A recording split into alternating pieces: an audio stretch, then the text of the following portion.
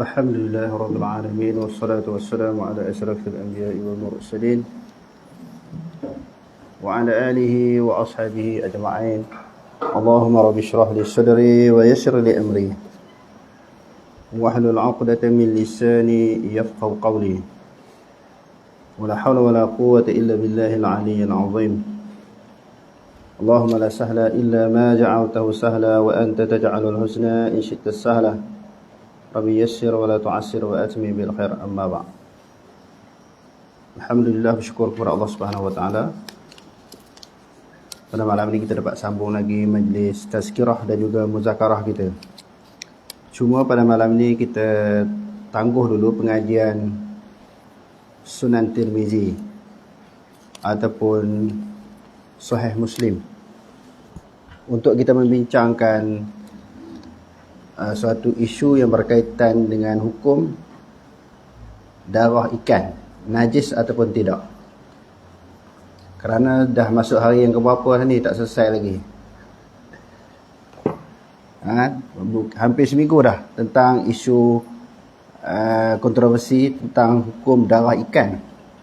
Dan ikan itu dibuat keropok, adakah halal dimakan?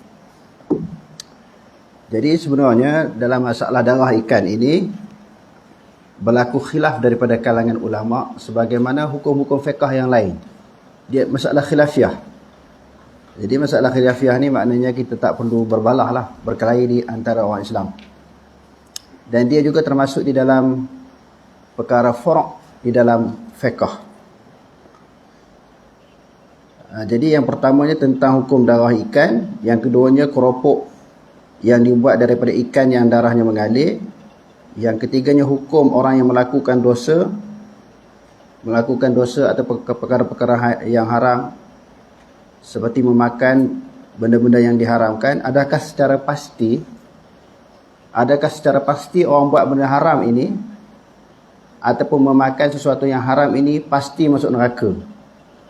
Itu juga kita akan bentangkan dan kita akan bahas pada malam ini, insya-Allah. Para ulama sepakat tentang beberapa darah yang najis dan juga haram. Sebagaimana yang Allah Ta'ala sebut dalam Al-Quran, "Hurrimat alaikumul maitatu wad-damu wa lahmul khinzir wa ma uhilla li ghairillahi bih." Diharamkan kepada kamu makan bangkai, darah, daging babi dan sesuatu yang disembelih bukan menyebut nama Allah. Dalam pengajian ataupun perbahasan yang lepas, siri-siri pengajian yang lalu telah kita menyebut yang dimaksudkan binatang yang tidak disebut nama Allah itu apa dia? Mereka menyebut nama berhala-berhala. Seperti mana orang-orang jahiliah, apabila mereka menyembelih seekor binatang, mereka menyebut Bismillati wal Uzza, dengan nama berhala dan nama berhala Lata dan juga Uzza. Dalam banyak-banyak berhala tu, berhala yang paling besar Lata dan Uzza. Bila mereka sembelih sesuatu binatang, mereka sebut nama berhala tu. Jadi binatang ini juga walaupun disembelih, tidak hukumnya tidak boleh dimakan. Yang pertamanya bangkai, yang keduanya darah. Darah sepakat oleh ulama, darah yang najis ni apa dia? Yang sepakat oleh ulama darah najis. Darah haid, darah nifas, darah wiladah. Itu sepakat para ulama tentang kenajisannya. Satu lagi, darah yang terpancar daripada binatang yang kita sembelih, yang disebut damul masfuh. Kulla ajidu fima uhiya ilayya muharraman ala ta'imin yata'amuhu illa an yakuna daman masfuha, illa an yakuna maitatan aw daman masfuha. Daman masfuh adalah darah yang terpancar daripada leher ataupun tekuk binatang setelah kita sembelih. Yang tu sepakat ulama kata najis dan juga haram. Najis tentang hukum tentang kenajisannya, hukum najisnya. Apabila dimakan ataupun diminum, haram hukumnya. Hukumnya adalah haram. Ini sepakat ulama. Adapun selain daripada beberapa perkara yang disebutkan tadi, maka darah yang lain daripada itu hukumnya khilaf ulama. Termasuklah darah manusia. Dalam mazhab Syafi'i kita najis. Ulama-ulama Syafi'i berdalilkan ayat yang kita sebutkan tadi. Darah adalah najis. Tetapi sebahagian ulama seperti Imam Bukhari, Imam Malik mengatakan bahawa darah manusia ini tak najis. Sebagai buktinya apa dia? Buktinya para sahabat mereka bersembahyang di dalam keadaan tubuh badan mereka berlumuran dengan darah dan dipenuhi dengan luka-luka di dalam peperangan.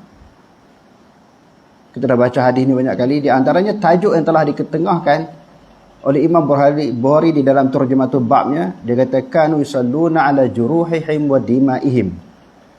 Para sahabat itu mereka sembahyang dalam keadaan badan mereka berlumuran dengan darah dan dipenuhi luka-luka. Mereka tak qada sembahyang. Ada satu peristiwa yang lain yang kena panah yang kita beritahu kan. Tengah sembahyang tu panah kena kat dada dia cabut. Darah mengalir membasahi tubuh badan dia. Dia tidak berhenti sembahyang. Jadi tentang darah manusia juga adalah berlaku khilaf daripada kalangan ulama. Dan malam ni kita nak bincangkan tentang darah yang ada kepada ikan. Contohnya darah yang ada di tengah-tengah. Dia panggil apa? Tulang dia kan? Tulang dia tu. Bukan darah dekat daging dia tu, dekat tulang dia tu. Dalam mazhab Syafi'i Hambali, hukum dia najis. Apabila dimakan, hukumnya adalah haram. Tetapi di dalam mazhab Imam Malik dan juga Hanafi, hukumnya tidak najis. Hukumnya tidak najis.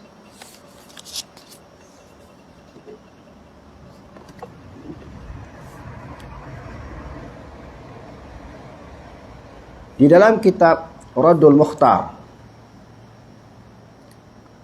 Raddul Mukhtar disebut tentang darah ikan ini damus samakin. Di antara darah binatang yang darah yang suci ataupun tidak najis adalah darah ikan. Kerana dia kata di sini li'annahu laisa bidamin haqiqatan. Darah ikan ini hakikatnya dia bukan darah. Tidak sebagaimana darah-darah yang keluar daripada binatang-binatang yang lain. Sebab apa dia kata di sini? Sebab apa dia kata tidak najis?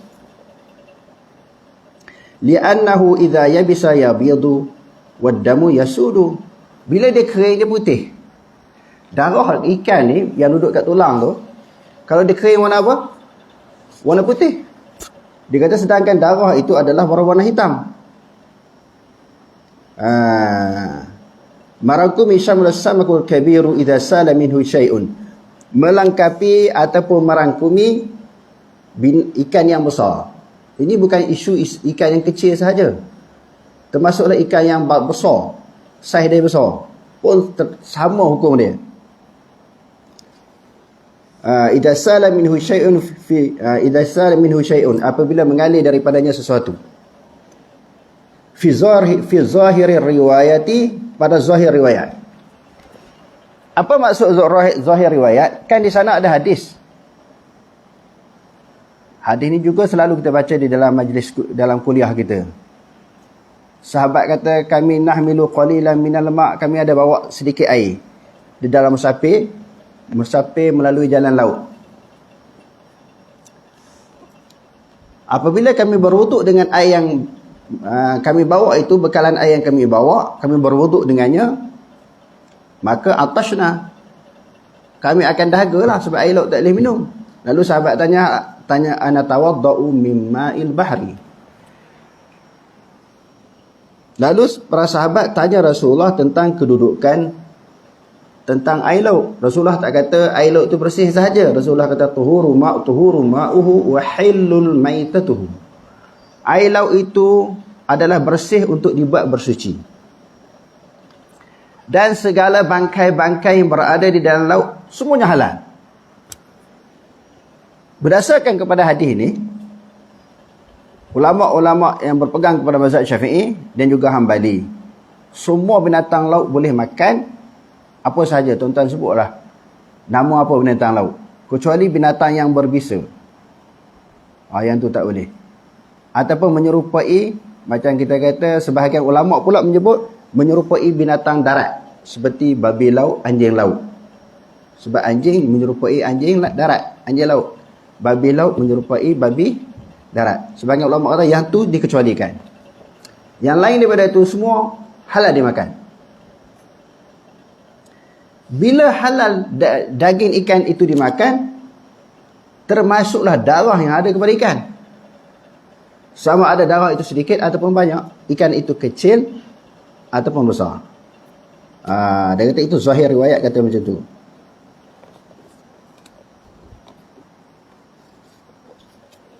Ini bagi ulama yang kata tak najis lah. Ulama yang kata najis tu dia ada alasannya, dia ambil dalil umum yang kita bacakan tadi. Hurriman alaikumul maitatu waddamu. Diharamkan kepada kamu bangkai dan juga darah. Bila darah ni semua darah. Jadi Imam Syafi'i, ulama-ulama Syafi'i dan juga Hambali juga ada dalil, ada alasannya. Mereka dengan alasan-alasan mereka mengatakan darah ikan adalah najis. Bila najis kita makan, hukum dia haram. Jadi ada orang kata haram tu betul lah, bukan kata salah. Cuma dalam masalah ini adalah merupakan suatu masalah khilafiyah, yakni berlaku perbezaan pendapat daripada kalangan ulama. Kitab yang kedua, Syarhul Mumti'. Dia kata najis terbahagi kepada 3. Faddima'u tanqasimu ila salasati aqsamin. Adapun darah itu dia kata terbahagi kepada 3 bahagian. Al-awwalu najasun. Yang pertamanya najis, la yu'fa an syai'in minhu. Tidak dimaafkan sesuatu daripadanya. Darah terbahagi kepada 3. Yang pertamanya najis, dan tidak diberikan maafan sama ada sedikit ataupun banyak. Wa huwa damul khariju minas sabilaini, iaitu darah yang keluar daripada 2 jalan. Apa makna 2 jalan? Depan bahagi dan juga belakangan. Jalan depan yakni kencing, belakang yakni kita berak. Wadamu muharramil akli idza kana mimma lahu nafsun sa'ilatun. Dan juga darah yang haram dimakan apabila seseekor binatang itu yang darahnya mengalir. Kadamil fa'rati wal himari. Seperti darah apa? Darah yang najis ini seperti darah tikus dan juga himar. Tikus memang tak boleh makan pun, himar pun tak boleh makan. Kecuali himar hutan. Himar kaldai yang orang duk bela tu, setengah orang Arab, Pakistan, India bela tu kan, buat tunggangan mereka tu, yang tu tak boleh dimakan. Hak dalam hutan boleh. Wadamul maitati min hayawanin idza yahillu la yahillu illa bizakati. Dan juga darah bangkai binatang daripada hayawan yang tidak halal melainkan apabila disembelih. Tidak halal melainkan apabila dia disembelih. Maka kalau dia tidak disembelih, maka darah dia tidak adalah hukum dia najis dan juga haram dimakan. Sepertinya kita kata darah lembu yang tak disembelih, darah kambing tak disembelih. Sembelih itu kalau hak duduk di badan dia, okey. Kalau hak terpancar, ayat Quran yang kita bacakan tadi, damul masfuh.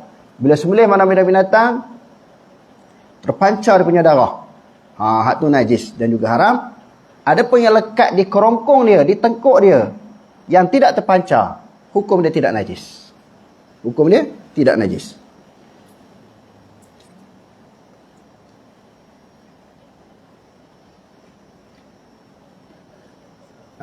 Yang kedua tadi, darah yang tidak diberi kemaafan. Wasani najasun yu'fa an yasirihi.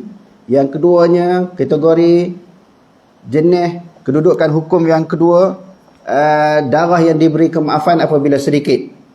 Wa huwa damul adami wa kullu ma maitatuhu najasatun.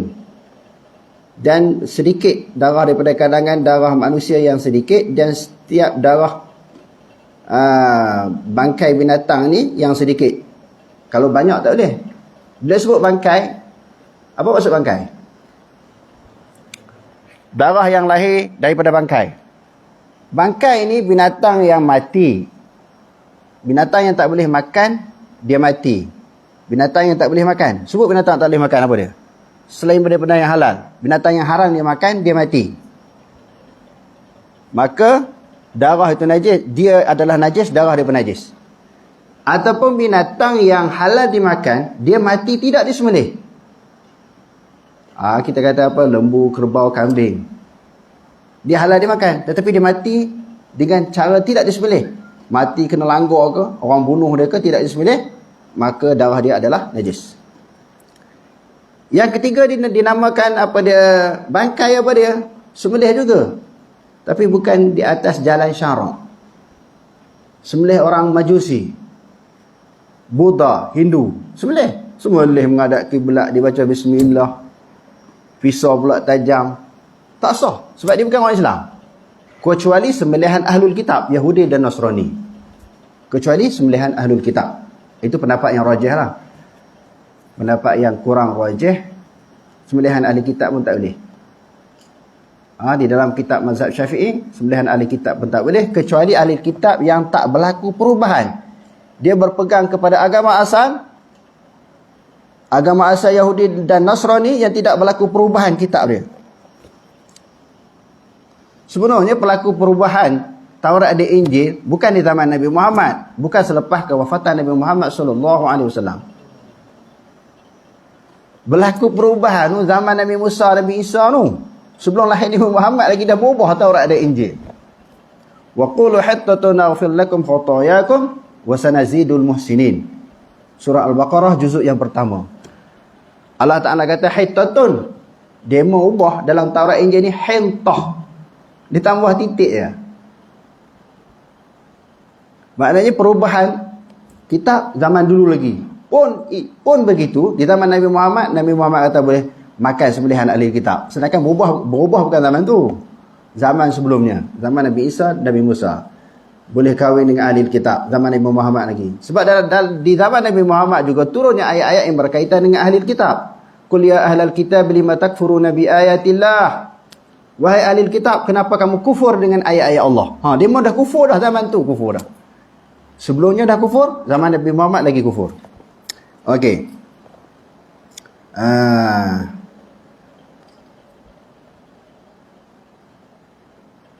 Okey, dia kata yang ketiga, as-salisu tahirun wa huwa anwa'un. Yang ketiga, darah itu adalah bersih dan dia terbahagi beberapa bahagian. Yang pertama dia kata damus samaki. Hak dimaaf yang kata yang bersih ni bukan najis yang dimaafkan, bahkan dia memang bersih berdasarkan kepada pendapat apa dia? Sebahagian daripada ulama. Dia kata damus samaki li anna maitatuhu tahiratun. Kerana bangkai dia adalah bersih. Dia kembali kepada hukum asal. Bila ikan dia mati, dia panggil apa? Bangkai tak? Bangkai. Jadi bangkai ikan kita boleh makan tak? Sebab ada satu riwayat kan, uhillat lana maitatani wad damani. Dihalalkan bagi kita dua bangkai dan dua darah. Pertamanya apa dia? As-samaku wal jaradu. Yang pertamanya bangkai ikan dan juga belajar belum? Belajar kan? Yang keduanya bangkai apa?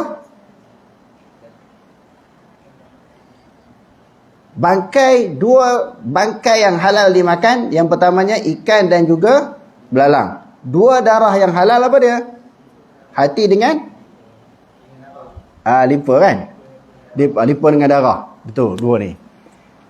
Jadi kembali kepada isu ni, asal-asal hukum ikan itu halal tak? Bila dia mati, dia jadi bangkai, hukum dia halal. Kalau haram, hari-hari kita nak makan benda haram. Sebab ikan tu dah jadi bangkai. Sebab apa bangkai? Apa takrif definisi bangkai? Sesekor binatang yang mati kan? Yang tidak disembelih. Ikan mana orang sembelih?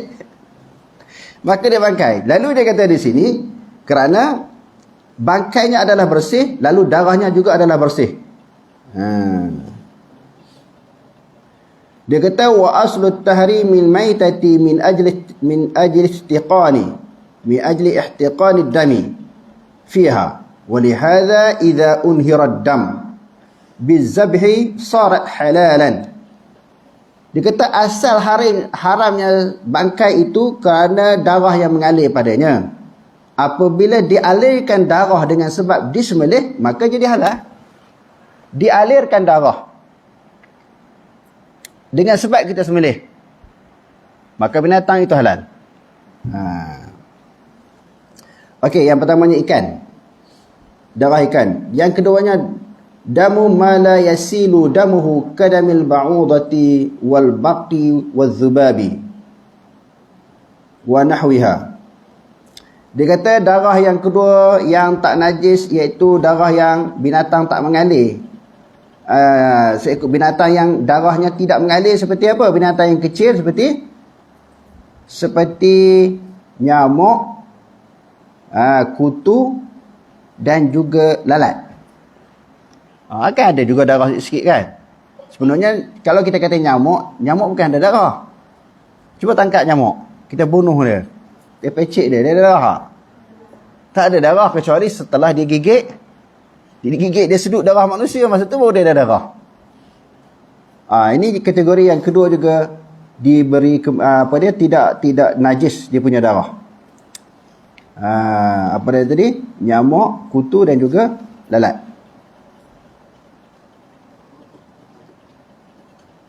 Yang ketiga, sebab tu dia ada hadis kan, idza waqa'a adh-dhubabu fi syarabi ahadikum falyaghmishu. Apabila lalat jatuh di dalam minuman kamu, hendaklah kamu benamkan. Kerana apa? Salah satu daripada sayapnya ada membawa penyakit, salah satu daripadanya adalah penawar. Yang ketiga dia kata ad-damul ladzi yabqa fi zakati fil muzakkati ba'da tazkiyatiha kadamil ladzi yakunu fil urud. Dan yang ketiga darah yang kekal selepas penyembelihan, darah yang berbaki selepas sembelih yang berada di tengkuk ataupun leher binatang. Bila dia sembelih kan, dia terpancar. Hak terpancar tu najis kan. Adapun darah yang lekat dekat tengkuk dia tu, kat tulang dia tu, maka tidak najis. Okey, itu tentang khilaf ataupun perbezaan ulama tentang kedudukan darah ikan. Kesimpulannya khilaf. Kalau orang kata najis pun betul, kata tak najis pun betul dengan alasan-alasan yang kita sebutkan tadi. Yang kedua, bagi golongan yang kata tak najis tak ada masalah lah buat keropok tu kan, daripada ikan yang ada darah tu buat keropok. Keropok apa orang bagi? Keropok lekor kan. Kalau bagi yang pegang pendapat kata tak najis. Bagi pendapat yang kata najis pula, dia ada jalan penyelesaian. Dipanggil hukum istihalah. Apa maksud istihalah? Istihalah ni suatu perubahan daripada suatu jirim ataupun jisim, sesuatu benda dia bertukar menjadi benda lain di sudut rupa, nama dia dan juga sifat dia. Bertukar terus. Yang tu juga jadi tak najis. Bila melalui proses sesuatu bahan, sesuatu benda itu daripada suatu keadaan, suatu jisim kepada jisim yang lain, maka dia tidak najis. Contohnya kita kata ikan tadi buat keropok kan, dipanggil kaedah apa dia? Istihalah. Melalui kaedah istihalah. Kalau kita baca di dalam kitab Fiqhul Taharah yang dikarang oleh Dr. Yusuf Al-Qaradawi, dia bahas panjang lebar, saya cuma nak ringkaskan. Dia kata at-tathiru bil istihalati wa taghayyuril kimai. Maknanya melalui proses kimia. Ini suatu lagi mutaakhir, ini suatu keadaan yang banyak berlaku di dalam dunia. Benda-benda yang najis diproses dengan sesuatu bentuk pemprosesan, dia jadi tak jadi kekal sebagaimana jasad jisim jirim yang asal. Dia kata di sini wa min ahammatil mutahhirati allati qad yajhuluha katsirun minan nas. Sebahagian daripada benda-benda yang bersih yang kebanyakannya orang tak erti, orang tak tahu, dia kata di sini al istihalatu adalah istihalah. ay istihalatin najasati ila syai'in akhar. Maknanya perubahan najis kepada suatu benda yang lain.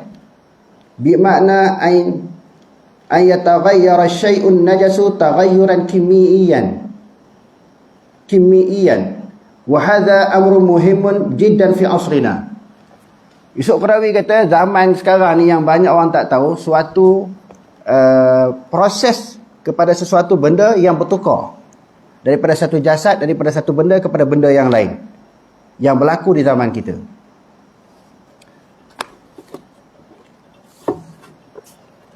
Contohnya kita kata, sebagai satu contoh, air mineral ni yang ada dalam botol ni bersih tak? Bersih Sepakat kata bersih ni Sebab apa kita kata bersih? Tak ada tanda kenajisannya. Betul? Dia juga disebut sebagai air mutlak. Apa makna air mutlak? Semata-mata air. Okey. Peringkat pertama, air ni bersih. Bila dah kita minum, lepas tu orang nak buang air kecil, dia tak ada. Tak ada orang, tak ada. Tapi kita nak cerita hukum. Air kecil dia tu najis ke tak najis? Sepakat kata najis tak? Semua kata najis. Sebab daripada suci berlaku proses di dalam badan kita sehingga sifat air itu hilang. Warnanya, baunya dan rasanya hilang. Betul? Dia jadi najis. Sepakat kita kata air kencing itu najis, betul tak? Semua mazhab kata najis. Jangan kita kata tak najis. Semua mazhab kata najis. Bila air kencing, manusia semua kata najis. Air kencing itu apabila diproses, dirawat, jadi sebagaimana asalnya. Najis tak najis? Najis tak najis? Semua tak berani jawab. Khilaf ulama. Syafi'i, imam ulama Syafi'i, majoritinya dan juga Hambali mengatakan najis. Sebab apa? Walaupun dia putih, proses ini peringkat yang ketiga lah, bukan yang kedua tadi. Peringkat yang ketiga. Sebab dia kata asalnya daripada air kencing. Air yang telah dirawat di proses itu asalnya daripada air kencing yang baunya, rasanya, warnanya telah berubah. Jadi kata najis. Ulama-ulama Syafi'i dan juga Hambali kata najis. Bagi ulama Maliki dan juga Hanafi, asalnya yang mana? Peringkat kedua ke peringkat pertama tadi? Asalnya peringkat pertama lah asal. Maka bersih. Maka bersih. Okey, kita tengok di dalam Qadaya al-Fiqhi wal-Fikri al-Mu'asir. Ini Dr. Wahbah Zuhaili. Tadi Dr. Yusuf Qaradawi. Dalam buku ni, kalau tuan-tuan baca, dia kata dia pergi ke Amerika Syarikat sekitar tahun 70-an. Bila dia pergi ke sana, ramailah orang Islam kita yang prihatin. Ada makanan di negara barat ni, dia kata bercampur dengan benda-benda yang haram. Lepas tu mereka letakkan logo halal haram kan, macam kita ubat lah logo JAKIM tu kan. Oh, tu prihatin orang Islam di sana. Lalu dia cerita kedudukan istihalah. Walaupun sesuatu benda itu dicampur, sesuatu makanan minuman dicampur dengan benda yang haram ataupun najis, tapi hilang tiga sifat tadi, bau, rasa dan warna, maka benda itu sebahagian daripada pendapat ulama kata halal. Tetapi kalau ulama ada pendapat yang kata haram, kita boleh terima sebab mazhab Syafi'i dan juga Hambali. Lalu dia sebut di sini ada beberapa peringkat. Dalam kitab ni pun disebut di bahan dengan panjang.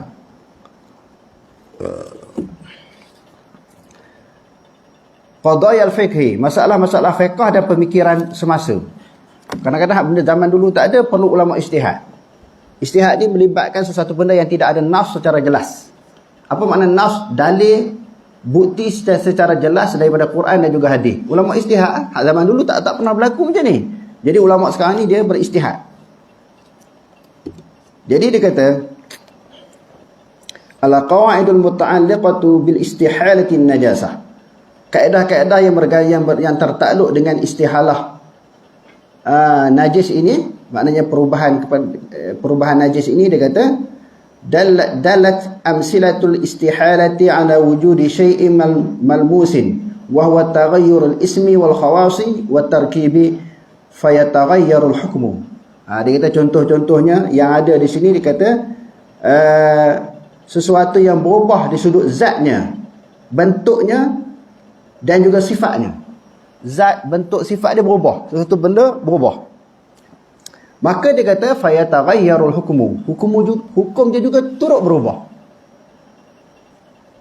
Apa maksud hukum turut berubah? Daripada hukum najis kepada tak najis, hukum haram kepada halal. Wa yumkinu hina idin dhittu hadhihi al-amsilati wa tasnifiha ila 7 anwa'in. Dia kata di sini, dia kata mungkin boleh kita ringkaskan kepada 7 pembahagian. Boleh ditegaskan di sini 7 pembahagian. Yang pertama, yang ni tuan-tuan kena ingat. Siapa-siapa yang ada pen, pensel, tulis. 7 perkara daripada najis bertukar menjadi tidak najis. Bila tak najis, maka hukum dia halal. Yang pertamanya al-ihraq, maknanya terbakar. Fa idza uhraqatil maitatu wa sarat ramadan tahurat. Apabila dibakar akan bangkai, maka jadilah abu, maka abu tu bersih. Abu tu jadi bersih. Abu babi, abu anjing. Asalnya anjing dan babi najis kan? Bila dah terbakar, dia jadi abu. Orang panggil abu kan panggil anjing. Ada budak nama abu sini. Tak ada ya? Selamat. Jadi yang keropok lekor tu tadi jadi halal lah. Sebab dia dah berubah daripada ikan yang ada darah tadi, bagi pendapat yang kata najis kan, maka keropok lekor tu boleh makan lah. Siapa yang pegang kata haram, boleh dia bagi kat kita yang kata halal ni. Kalau dia kata haram, kita kata halal. Sebab dia pegang pendapat kata haram, kita berpegang kepada pendapat yang kata halal. Juga apabila dibakar akan bangkai, akan najis. Sarat ramadan tahurat. Apabila taik binatang, taik yang najis itu, najis binatang dibakar, maka jadi abu, maka bersih juga. Wa idza istahalat izamul maitati ila ramadan ila ramadin aw dukhanin aw bukharin sarat tahiratan. Begitu juga apabila berubah tulang bangkai, dia jadi abu, maka bakar tulang babi, tulang apa tu kan najis tu kan, tulang anjing dan sebagainya, maka dia jadi abu. Ataupun keluarkan asap ataupun wap daripada bakaran tersebut. Dia ada wap, dia ada asap dengan, maka dia adalah bersih. Itu maknanya bahagian yang pertama. Maknanya al-ihraq, ingat terbakar ataupun melalui kebakaran. Yang pertama kebakaran. Yang kedua dipanggil tamalluh, jadi garam. Milhun itu kan garam, jadi garam. Macam mana kaedah jadi garam? Tadi jadi abu. Bangkai jadi abu setelah terbakar. Yang kedua, at-tamalluh, jadi garam. Idza sara al-kalbu awil khinziru wa nahwuhuma milhan ba'da al-wuqufi fi mallahatin tahura. Apabila dia kata jadilah babi ataupun jadilah anjing ataupun babi itu garam apabila dia berada di tempat buat garam. Dia terjun dalam kilang garam, lari. Dia tak tahu depan tu ada kilang garam, masuk tu mising kilang berputar dan sebagainya, bercampur dengan garam. Babi, anjing bercampur dengan garam. Hilanglah sifat-sifat babi tadi. Sifat babi, sifat anjing. Bila dah proses jadi garam, orang tengok, ini garam ke babi? Haduk masuk dalam plastik, masuk dalam botol kan. Babi boleh masuk dalam plastik tak? Plastik kecil. Babi boleh masuk dalam botol tak? Tak boleh lah. Yang boleh masuknya garam kan. Maka garam tu bersih, walaupun dah bercampur dengan babi tadi. Tetapi mesti ingat 3 sifat tadi hilang, bau, rasa dan warna. Dia jadi garam. Mungkin babi tu seekor je, hilang garam tu besar. Proses-proses tu garam mengatasi babi, maka jadi bersih. Garam tu boleh makan. Kalau kita nak buat, nak masukkan di dalam masakan, boleh masuk dalam garam tu yang bercampur dengan babi tu. Jangan ambil babi seketul yang masuk dalam masakan. yang telah diproses, hilang sifat-sifat babi tu tak ada. Lagi jadi orang potong pula buka cerita pula. Jenuh pula nak jawab. Okey, yang keduanya dipanggil tamalluh. Jadi garam ni pelajar-pelajar kena hafal ni. Yang keduanya takhallul, jadi cuka. Idza takhallalatil khamru binafsiha atau biwasitatin tahurat. Apabila cuka dia berubah, khamar arak bertukar jadi cuka, sama ada dengan sendirinya ataupun dengan sebab perubah dengan wasitah, dengan perantaraan kita masukkan ubat, sesuatu bahan. Tapi dalam mazhab Syafi'i tak boleh masuk bahan. Kalau masuk bahan tu juga dipanggil najis. Cuka itu tidak menjadi bersih, sebab asalnya daripada arak itu adalah najis. Saya cerita ni di dalam mazhab apa dia? Maliki dan juga Hanafi. Okey, 3. Yang pertamanya ihraq, yang keduanya tamalluh, yang ketiganya takhallul. Yang keempat, tabaddulul khalqi, perubahan bentuk. Tatabaddalu nutfatu an-najasatu fi ra'yil qailina bin najasati ila 'alaqatin summa ila mudghatin fatathur. Maka berubah daripada kejadian, daripada air mani yang najis. Ini bagi pendapat sebagian ulama kata air mani itu najis. Sebagian ulama kata air mani itu tidak najis. Okey. Dia kata daripada air mani dia jadi suatu segumpal darah. Darah itu tak najis. Dan yang ketiganya berubah menjadi mudrah, segumpal daging pun tak najis, sebab dia asal daripada air mani. Itu dipanggil apa? Kaedah tabaddulul khalqi. Yang kelima, tabaddulul usarah. Apa makna usarah? Siapa pernah minum usarah? Semua orang pernah minum, tak ada kecuali. Tetapi dia tak tahu apa makna usarah. Jus mango kan, apa kaju apple dan sebagainya. Awid nusri taghadal asmalatil adwiyati wan nabat was samar waz zuru'. Maknanya jus ini bila diproses dia masuk sesuatu yang najis. Tengah duk blender jus tu masuk tik cicak. Tapi bila nak minum itu, maka tak ada bau tik cicak tadi. 3 sifat tadi hilang, maka hukumnya halal diminum berdasarkan pendapat sebahagian daripada ulama. Berapa dah tadi? Yang keenam, tatarrub. Jadi apa? Turab apa makna? Tanah.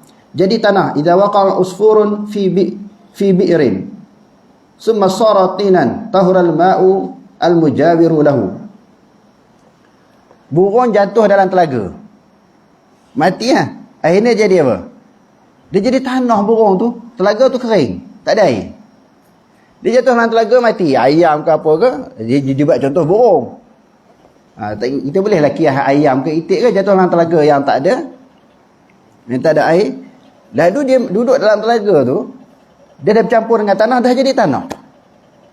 Tak lama pada tu datang air hujan ke, masuk dalam tu air tu penuh, maka air tu bersih, sebab dia bukan bangkai burung lagi, dia dah jadi tanah. Orang tak panggil burung dah, orang panggil tanah, maka bersih. Yang ke-8, tabadduluz zati.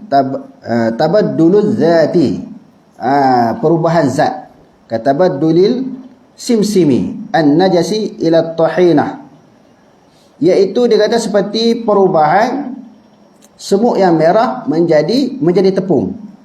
Semut tadi saya buat contoh apa tadi? Tak cicak jatuh dalam jus kan? Ini semut. Semut ni jatuh dalam kita kata gandum ataupun beras, lalu dikisar menjadi tepung. Ada tepung beras, ada tepung gandum kan. Bila dikisar tu masuk semut atau sesuatu yang najis, maka berubah jadi tepung, hilang sifat-sifat serangga ataupun binatang yang najis tu, maka hukumnya halal dimakan. Fayathuru, maka bersih. Qad amat bihil balwa, kerana berlakunya umul balwa dipanggil, musibah yang umum, sukar untuk dielakkan. Semut ni senang kena elak, susah. Jadi 7 perkara ini hukum dia Pertamanya daripada najis kepada tidak najis. Daripada haram kepada halal. Masalah walaupun dicerita dengan penerangan ini, dengan kaedah-kaedah yang telah disebut oleh ulama, kita tak lalu juga nak makan kalau melibatkan makanan. Sebab ada asalnya najis. Tak lalu juga nak minum kalau sekiranya itu adalah merupakan minuman. Tak apa. Lalu tak lalu itu di sudut perasaan. Apa yang kita nak bahas di sini hukum, di sudut hukum. Hukum berlaku khilaf daripada kalangan ulama. Perbahasan yang ketiga tentang orang yang makan ataupun melakukan sesuatu yang haram. Macam mana? Secara pasti ke? Secara pasti ke ataupun tidak dia ni masuk neraka? Masuk neraka orang makan benda haram ni? Pasti ke? Walaupun ada hadis kan, yang Nabi kata setiap daging yang tumbuh, yang membesar daripada sumber yang haram, fannaru aula bih, maka nerakalah lebih utama baginya. Adakah secara pasti bila seseorang itu buat benda yang haram ataupun makan benda yang haram, pasti dia masuk neraka? Jawapannya tidak pasti. Dalil-dalil yang menceritakan seseorang itu masuk neraka adalah merupakan amaran dan juga ancaman daripada Allah. Sebaliknya bila seseorang individu buat, belum tentu, belum confirm kita boleh kata dia masuk neraka. Kalau kita baca di dalam kitab-kitab tafsir dan juga syarah kitab-kitab hadis dan juga kitab fatwa semasa ini, di antaranya Dr. Yusuf Qaradawi sebut di dalam fatwa muasirah dia, ketika menghuraikan ayat Al-Quran dan juga mentafsirkan ayat Al-Quran, innal ladzina ya'kuluna amwalal yatama zulman innama ya'kuluna fi butunihim nara wa sayaslawna sa'ira. Sesungguhnya orang-orang yang makan harta anak yatim, Allah Ta'ala akan campakkan dia dalam neraka, akan dihumbankan dalam neraka. Dia makan harta anak yatim secara zalim, secara aniaya. Kita dah bahas juga dulu, kalau masih ingat, ada ketika keadaan yang tertentu kita boleh makan harta anak yatim. Contohnya kita bela anak yatim, anak saudara kita ke, siapa-siapa ke, ataupun kita mengurus sekolah anak yatim, rumah anak yatim. Bila orang bagi sumbangan, kita masak nasi. Hasil tu, hasil kutipan pembiayaan daripada anak yatim kan. Orang duduk derma, orang bagi zakat kan untuk anak yatim. Kita ni jadi tukang masak ataupun pengurus sekolah. Kita masak nasi beras tu, satu periuk. Kita makan sekali dia, makan harta anak yatim tak tu? Makan harta anak yatim lah. Tetapi tak secara zulman. Bukan maksudnya kita nak makan, kena masak periuk lain. Kalau nak goreng ikan, kena goreng ikan lain. Sebab apa? Itu harta anak yatim. Jadi harta anak yatim macam ni boleh kita makan, bukan secara zalim. Kerana kita sebagai pekerja, kita sebagai petugas, kita sebagai pengurus. Makan bukan secara berlebihan. Yang kata makan secara zulman ini, kita ambil duit anak yatim. Kita ambil duit anak yatim secara banyak, jumlah yang besar. Bukan kerana sebab kita mengurus ataupun sebagai gaji kita, tak. Lebih daripada tu kita ambil. Bukan berdasarkan kepada tugas ataupun gaji kita. Yang tu dipanggil secara zalim. Dalam Quran kata, siapa-siapa yang makan harta anak yatim ni dia masuk neraka. Jadi Dr. Yusuf Qaradawi kata, bila ada orang yang makan harta anak yatim, belum tentu dia masuk neraka. Individu tu, seseorang yang buat benda yang haram, belum tentu dia masuk neraka, walaupun Quran memberi ancaman. Hadis-hadis Nabi memberi ancaman masuk neraka. Itu sebagai peringatan. Orang yang minum arak, main judi, confirm dia masuk neraka? Tak confirm. Tinggal semayang, tak confirm masuk neraka. Sebab bila dia buat benda-benda yang haram, boleh jadi selepas pada tu dia bertobat. Allah Ta'ala ampun dosa dia. Ataupun dia tak bertobat. Dengan ada kebaikan-kebaikan yang tertentu yang dia buat, Allah Ta'ala maafkan. Sebab kerja mengampun dan mengekalkan dosa, siapa dia? Yamhullahu ma yasha'u wa yuthbit. Allah Ta'ala boleh mengekalkan dosa-dosa yang dilakukan oleh seseorang, wa yuthbit, dan dia boleh kekalkan. Kerja menghapuskan, mengampun dosa dan mengekalkan dosa seseorang adalah Allah. Yang pertama. Yang kedua, kerja memasukkan orang dalam syurga neraka, kerja siapa? Kerja kita ke? Kita sendiri pun kita tak tahu nasib kita syurga neraka. Jadi kita tak tahu. Jadi berdasarkan kepada i'tiqad pegangan ahli sunnah wal jamaah. Tuan-tuan baca banyak kitab. Di salah satu kitabnya Manhaj Imam Syaukani fil Aqidah. Jilid yang kedua, muka surat 625. Muka surat 625. Orang yang buat dosa besar. Orang buat dosa besar pertamanya dia kata tak kafir. Yang keduanya dia tidak mesti masuk neraka. Disebut di dalam muka surat 625. Saya baca sikit. Hukmul murtakabil kabirati amal hukmul murtakabil kabirati fa inna aqidata ahli sunnati wal jama'ati fi dhalika ana man irtakaba kabiratan duna syirki wa lam yastahilluha fa innahu la yakfur. Orang yang buat dosa besar yang dia tidak menghalalkan dosa yang dia buat.